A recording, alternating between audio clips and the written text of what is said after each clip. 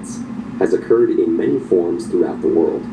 But one institution stands out for both its global scale and its lasting legacy: the Atlantic slave trade, occurring from the late 15th to the mid-19th century and spanning 3 continents, forcibly brought more than 10 million Africans to the Americas. The impact it would leave affected not only these slaves and their descendants, but the economies and histories of large parts of the world. There had been centuries of contact between Europe and Africa via the Mediterranean, but the Atlantic slave trade began in the late 1400s with Portuguese colonies in West Africa and Spanish settlement of the Americas shortly after.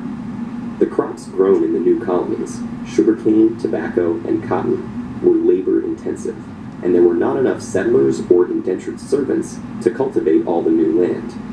American natives were enslaved, but many died from new diseases, while others effectively resisted. And so, to meet the massive demand for labor, the Europeans looked to Africa. African slavery had existed for centuries in various forms. Some slaves were indentured servants, with a limited term and the chance to buy one's freedom. Others were more like European serfs. In some societies, slaves could be part of a master's family, own land, and even rise to positions of power. But when white captains came offering manufactured goods, weapons, and rum for slaves, African kings and merchants had little reason to hesitate. They viewed the people they sold not as fellow Africans, but criminals, debtors, or prisoners of war from rival tribes. By selling them, kings enriched their own realms and strengthened them against neighboring enemies. African kingdoms prospered from the slave trade, but meeting the Europeans' massive demand created intense competition. Slavery replaced other criminal sentences, and capturing slaves became a motivation for war rather than its result. To defend themselves from slave raids, neighboring kingdoms needed European firearms, which they also bought with slaves. The slave trade had become an arms race, altering societies and economies across the continent. As for the slaves themselves, they faced unimaginable brutality. After being marched to slave forts on the coast, shaved to prevent lice, and branded, they were loaded onto ships bound for the Americas. About 20% of them would never see land again. Most captains of the day were tight packers, cramming as many men as possible below deck. While the lack of sanitation caused many to die of disease, and others were thrown overboard for being sick or as discipline, the captains ensured their profits by cutting off slaves' ears as proof of purchase. Some captives took matters into their own hands. Many inland Africans had never seen whites before and thought them to be cannibals, constantly taking people away and returning for more.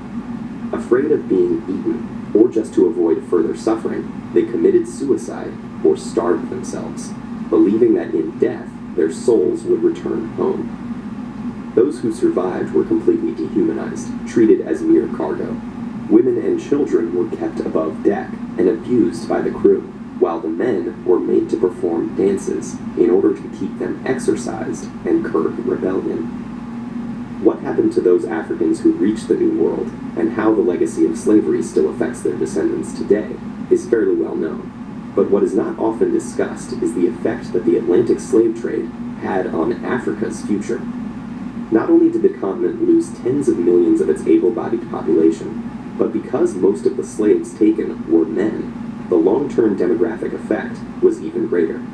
When the slave trade was finally outlawed in the Americas and Europe, the African kingdoms whose economies it had come to dominate collapsed, leaving them open to conquest and colonization. And the increased competition and influx of European weapons fueled warfare and instability that continues to this day. The Atlantic slave trade also contributed to the development of racist ideology.